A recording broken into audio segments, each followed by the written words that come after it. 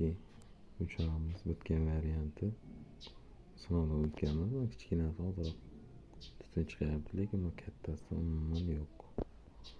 Bunisi oddiy g'ishtdan bo'lgan, oldingi eski. Mana eski o'choq bo'lgan, biz yonboshdan tegdik. Hozir endi bunda bug'doy qaynatdik. Mana bug'doy salang bo'ladi hozir.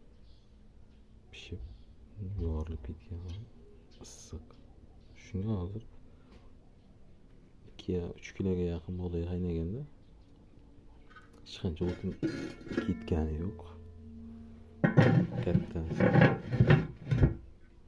22 talik qozon, bunimiz katta 100 talik. Ishchilar nimalar bor, juda yaxshi. Bu o'zimni uyimga qilingan. Mol-pol boqamiz, chorva bilan shug'ullanamiz. Kimga kerak bo'lsa bemalol terib beramiz.